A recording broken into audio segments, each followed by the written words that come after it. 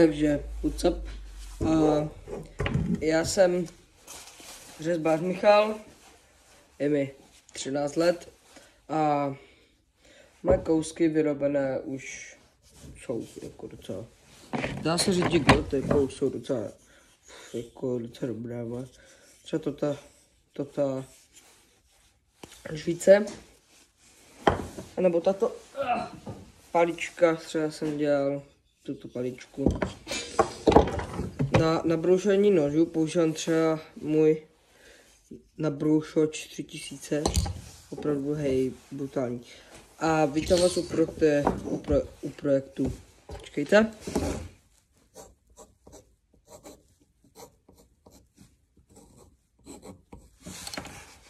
Kuksa. Z toho malého 8 cm dřívka bude krásný malinký hrníček. Co k tomu potřebujeme? Mám tady toho víc dřívek, ale hlavní věci, co k tomu potřebujeme, je samozřejmě kvalitní nůž. Já používám Fiskars Solida. Mám tady Narex dláto ještě, jo. Poté tu mám ještě jedno dláto a to je Fortel. To používám často, to je klasické účko. Občas použiju i klasické rovné dláto, to je staré, které jsem našel už v rozbitém stavu a podařilo se mi ho dostat zpátky a poté používám ještě Narex taky, jo, Narex značku mám rád, jo, ty jako fakt jsou super a používám takový zahnutý nůž, jo, hook knife, ještě tušku, samozřejmě, používám ještě Fiskars sekerku, to je, kolikatka, to je 50, no, nevidím tam, 5krát, no, to je ta nejmenší camping řada, krásně do ruky se vleze, je ostrá, když ji dobře nabrusíte, tak vážně ostrá. A poslední věc používám tady malou pilku Berner, to je taky na vyřezávání, protože to, podívejte se na malé zuby, mají malinké zoubky a krásný rovný řez. Ještě používám tuto věc. Zapomněl jsem název, ale je to jako super, když potřebujete něco takhle dělat. Samozřejmě, pravítko nesmí chybět, jo.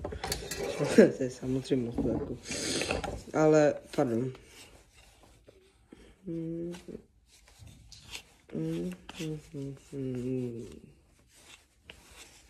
Samozřejmě. To je asi tak vše. Ještě používám tady svěrák, takový malinký. Mám ho strašně moc podepřený, ale to nevadí. A na ty větší kusy, které mám, tak používám tu Fiskars pilku. Dokupoval jsem si tu ručku, tak tomu není. A samozřejmě na větší kusy je potřeba větší sekera, takže jo, to je ještě ze staré doby, to ještě z minulého režimu. A taky k tomu používám něco větší svěráček. Tak to dává smysl samozřejmě.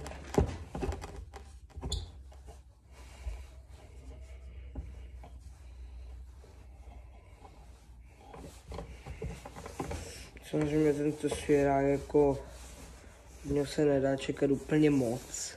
Když vidíme, že to je také ještě malinké, no. Klasicky malinký, jo. Jako je to super, ale je to fakt málo, jo.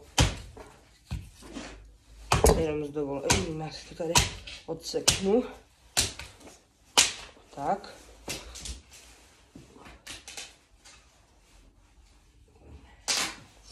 Potřeboval jsem si to jenom zkrátit. Hodím do svěráčku. samozřejmě už to má problémy. Samozřejmě je to mokré. Mám to mokré, ale... Víte co? Se přesunu tady do části druhé, pardon. Aha, ano, svěráček. Teď už se na něj vidí. Hop, zavřu. A mokré. Vidím to. Tak to. Ještě si to zkrátím tady.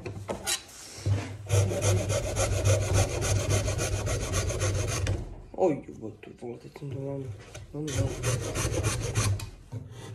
Jsem si to mám za. Přesně do kýbla. Jo. Ještě to musí jít na venči, protože tady máme hodně suk.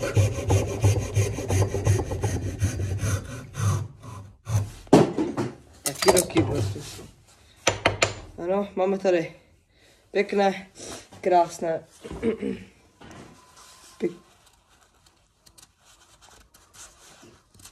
krásné dřevo.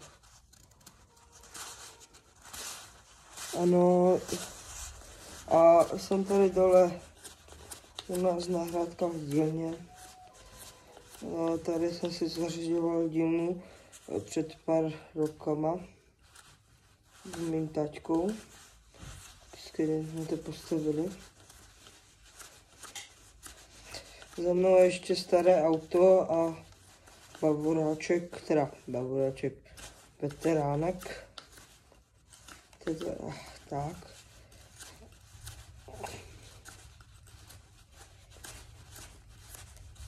A tady jsme měli nějaký kas, jo? Když jste viděli, tak tady byl kas nějaký. Uvidíme po servání kůry, ale vidím, že to je tady docela dost. Což nevypadá moc dobře. Tohle měkké dřevo. Velice měkké dřevo.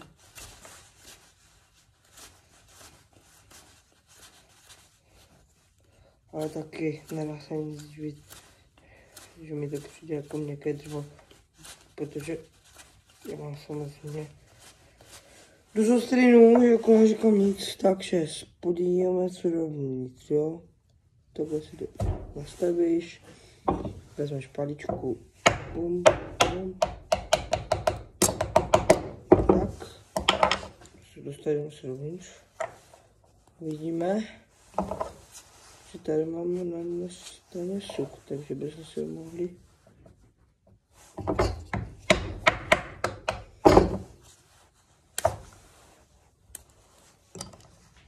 a ještě tam je hajzl. Toto už nebudeme potřebovat. Já jsem si potřeboval podívat dovnitř.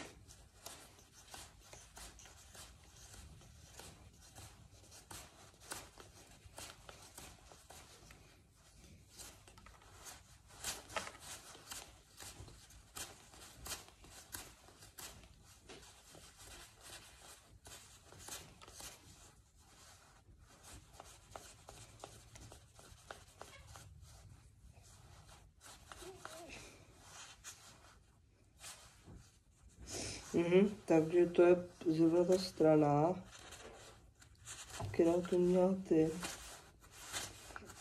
ten kas. Takže si ho odřežíme.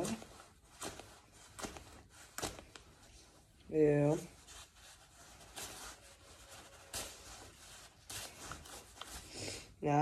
S tím už se dá pracovat dál. Omlouvám se za také zdržení, ale mám ten projekt psa, samozřejmě, to jsem chtěl udělat. Potřeboval bych papír. Ale papír nepotřebuji. Takže tohle je to dřevo, na které bychom to plánovali dělat. Podíváme se, kolik má. Má přesně 8 cm. Ano, a na délku to má na šířku 5, na délku 8. Takže bychom mohli udělat samozřejmě někde zde čárku a udělat si obvod, kam budeme vést, kterýma budeme vést naše dláta.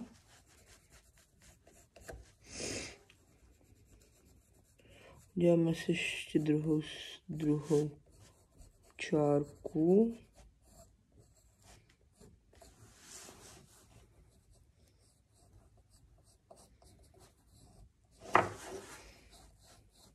Samozřejmě jsou dobré, je kdybyste měli u sebe kružítko, tak to dějte kružítkem. Já ho po ruce zrovna nemám. Zapomněl jsem ho nahoře v dílně. Tak, takhle by to nějak mělo vypadat, ano. A teďka si uděláme zhruba centimetr.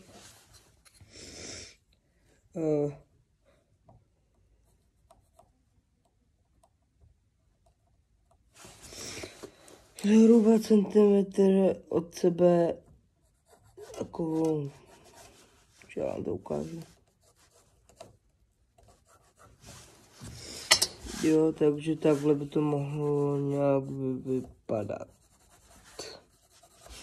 Takhle by to mělo nějak vypadat, jasné? Podíváme se na to, jak na to.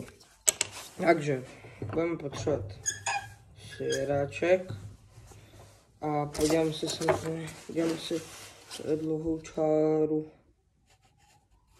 kam chceme, aby jsme vedli pilku. Podíváme se na tu čárečku.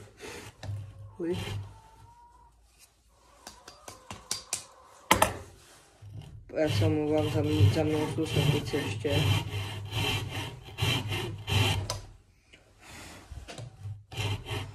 A nařízneme si to do požadované délky.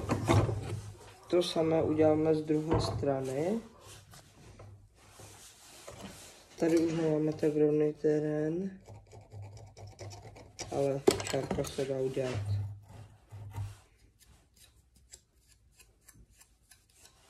Třeba.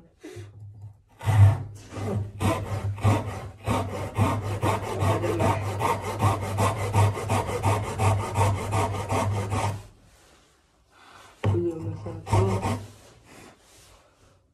Ano, to máme dobře. Ukážu. Jak vidíme, tak máme sice trošku skřivá, ale máme hlavně křivější tu stranu. Takže, co uděláme dalšího? Odřízneme si,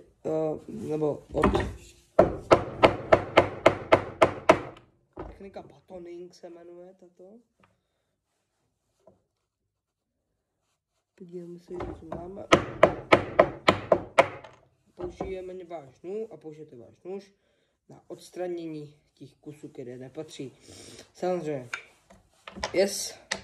máme tady přebytečné kusy, které si sláme do nějaké tašičky, nebo ne tašičky, ale krabičky, že tyto věci se vždycky hodí. Takže, tak. Potřebujeme takovou vlnkou, vám ukážu, jak kdyby jako takhle, takovou vlnkou vám ukážu, které věci tam jsou, které tam nemají být, a to bude znamenat věci, které potřebujeme odříznout, ano. A ty jsou takhle, samozřejmě. Takže bychom si, někdo to dělá takhle, někdo takhle. Já to dělám nejradši tak, že si tam nastavím pilku a posléze to uříznu. Přebučné kusy. Takhle, no, přesně tak. A půjde to takhle do špičky, ano. Tady máme menší část, takže nám bude stačit. Teďka mě nevidíte, protože teďka si tu vogo to uletělo. Au, jsem se střipnul.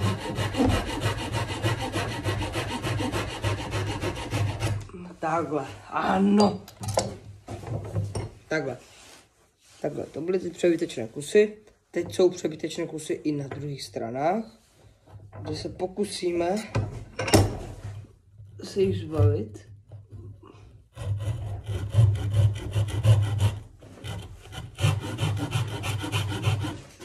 Tato technika je moje. Jako, myslím si, že ji mám v ruce, jako. Ano.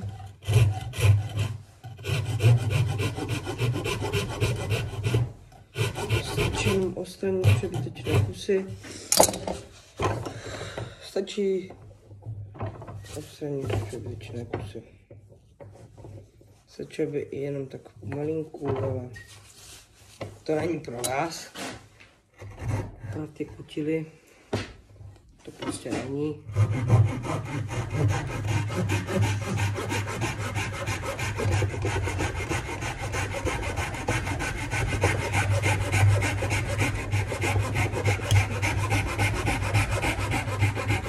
Samozřejmě se podívám na,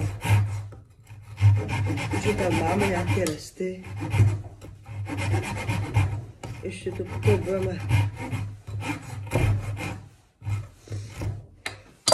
vydělávat. Ale teďka už máme odstraněné věci, které nechceme. Ještě potřebujeme odstranit jednu věc. To je tato.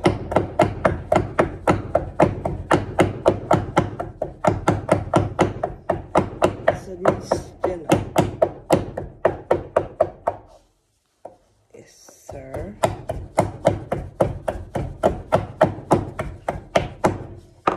Tohle máme. Ale tohle dřevo je velice mokré. Takže vám ukážu, jak to udělat. Zde už máme vyhloubeno, vydlátkováno. A teďka nám stačí jenom odstranit přebytečné kusy. Pardon.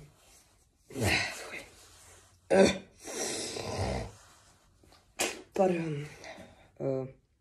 Teďka nám budou stačit jenom odstranit hezké kusy, které tam nechceme samozřejmě.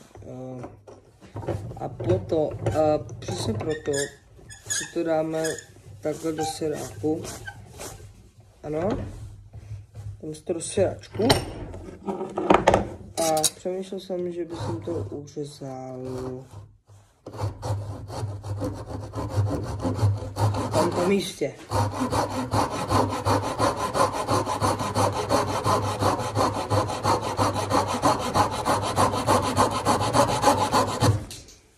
Ano, to jsem přesně chtěl dělat. Teď vezmeme náš nůž.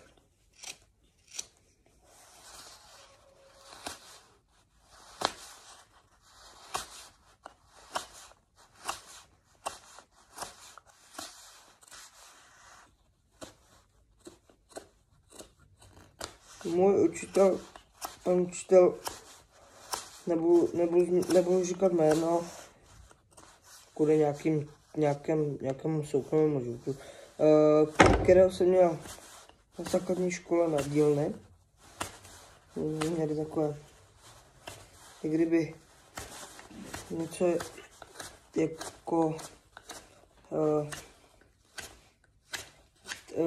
jako myslím tím, něco jako praxe. A my jsme měli, že jsme tam dělali ze dřeva. Ten mi vždycky říkal, ten učitel mi vždycky říkal, že já jsem byl jeden z těch žáků, který už měl něco povyráběného ze dřeva. Už jsem měl udělané spoustu dekorací, jsem dělal. V té době jsem dělal velice hodně dekorací třeba do kuchyně. Tady mají maminku. A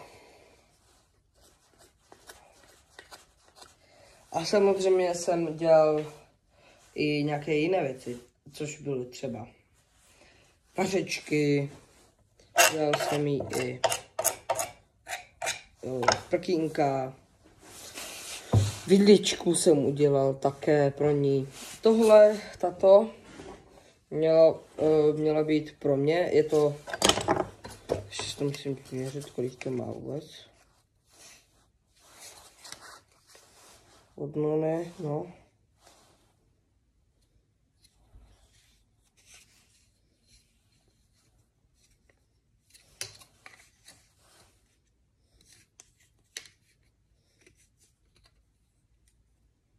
No, necelých 25 cm. A to měla být kotlíková. Kotlíková vařečka. Samozřejmě se to moc nevyvedlo, ale dostal jsem se do fáze, kdy už jsem věděl, že tímhle bych se možná chtěl zabývat i někdy jindy. Začal jsem teda proto dělat různé věci ze dřeva a dělal jsem to ze dřeva, co bylo po ruce samozřejmě, ale teď už vím, že to byla blbost. A tak jsem si pořídil po dlouhé době zase Narex lipové dřevo, které je za mě jedno z nejlepších dřev. Samozřejmě tu mám ještě nějaké dřeva navíc. Mám tady v mojí zásobě tady mám hodně břízy, která se suší, protože bříza je taky velice měkká a když se dobře vysuší, tak z toho jsou výborné nožičky, se dělají. Ale mám tu i javor, který je za mě taky dobrý, ale je to už tvrdší dřevo, takže už je potřeba o něco víc síly. Samozřejmě. Potom tu mám malý kousek javoru. To mám na vyřezávání s tímto nožem. Kde pak ty máme, co?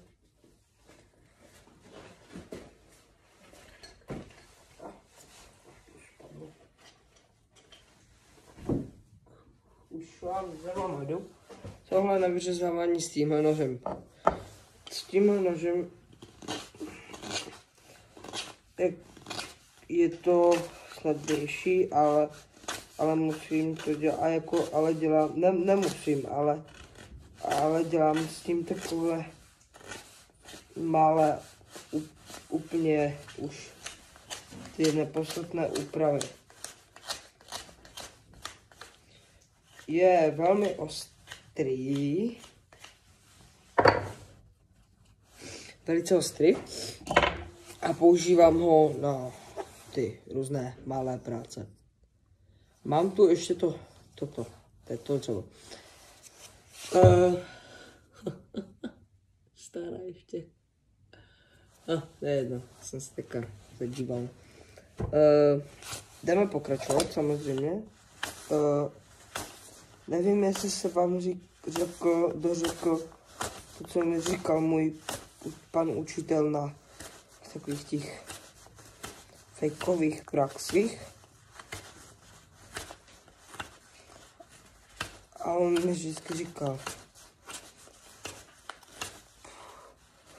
práce se dřevem se nikdy nedělá v sedě. Což můžu odvrátit. Já v sedě dělám hodně věcí.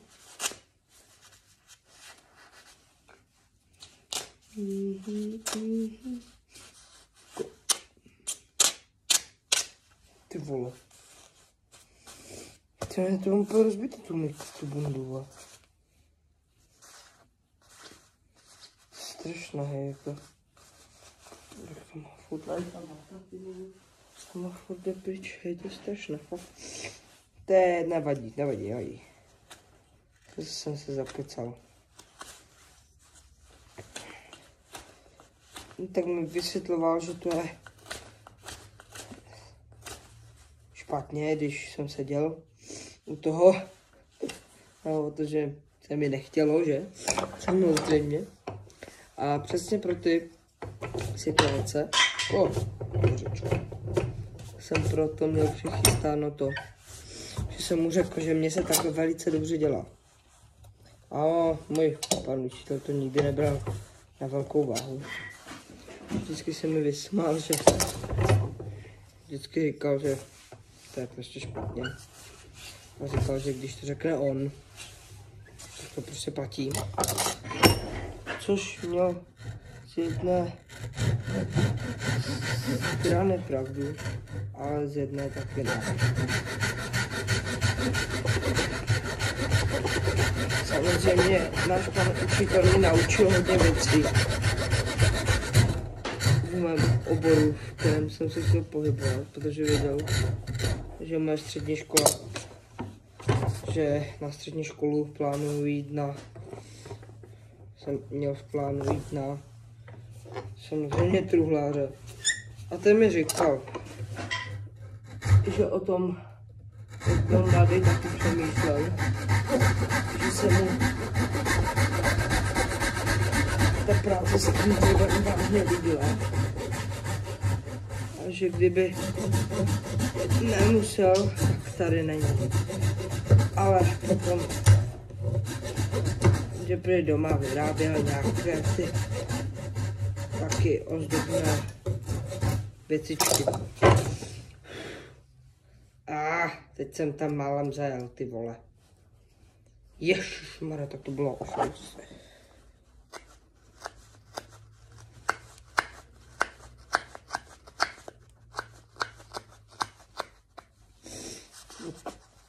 Námět na tohle video jsem dostal, když jsem se díval na mé staré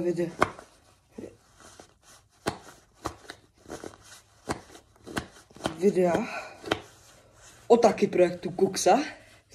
Jsem se tam díval a došel jsem k názoru, že bych jsem tento projekt rozjel už teď. No, dlouho jsem to odkládal. Měl jsem na to moc času. Ale teďka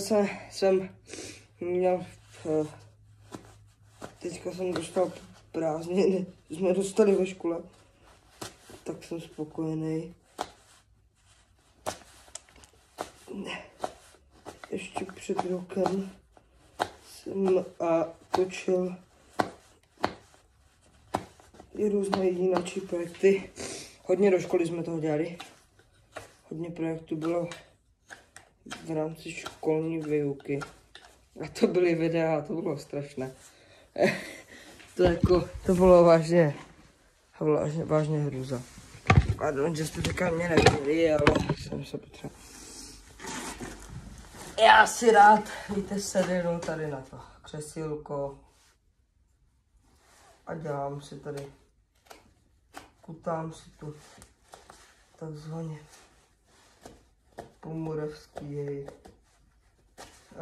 Pocházím samozřejmě jak jinak z Moravy. Z jedné vesnice poblíž Setína.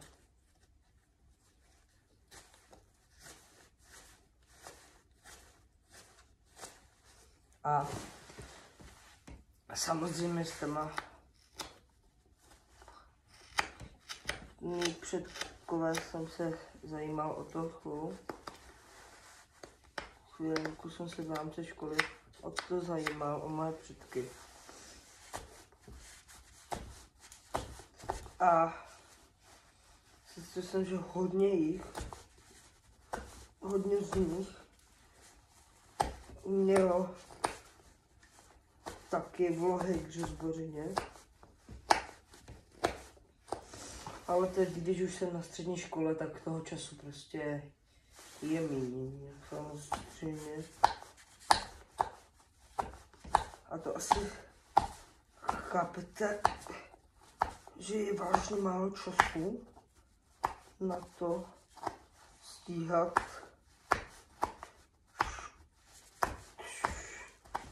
školu s dřevořezbou. jsou dva oddílné faktory, které se nemají moc rádi. Něco jako já a matika na základní škole. To je předmět, s kterým se nemám moc rád. Přesně proto jsem před pár dnama se dostal na školu, kde mi to bude bavit. A šel jsem na obor druhá, samozřejmě.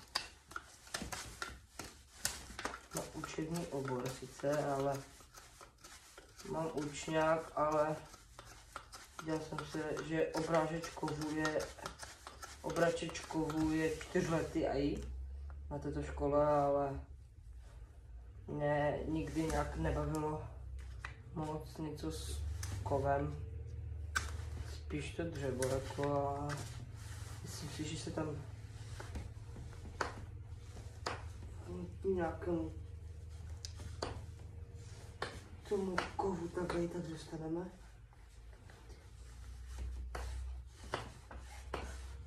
Nedávno jsem měl úraz díky novému dlátu, který jsem si a dřevo, s kterým jsem dělal, zrovna v ten den jsem si velice špatně uchytil do svěráku a poté už se jel na pohotovost. Jako nebylo to nic jako strašného, byly tam 3 stehy, ale ten prvotní šok tam byl samozřejmě.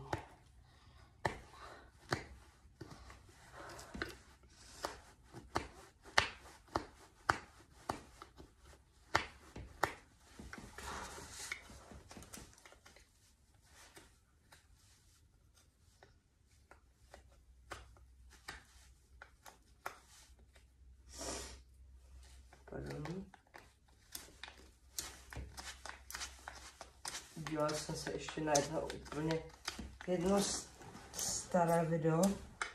Viděl jsem, že tam bylo 6. třída Michal Štěpán,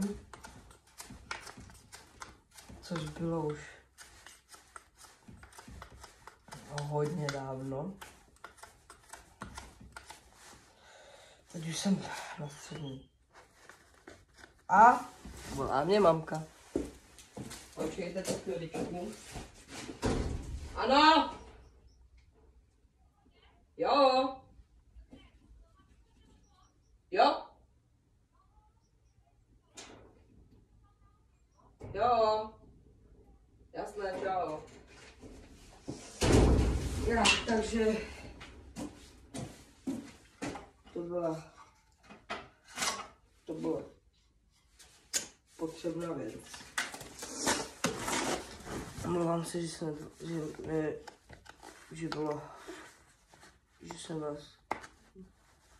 jsem musel odejít. Ale tohle video je už dlouhé sice, ale to prostě u takových těch projektů se samozřejmě takový projekt se nedá. Taková věc se nedá udělat za pár minut samozřejmě.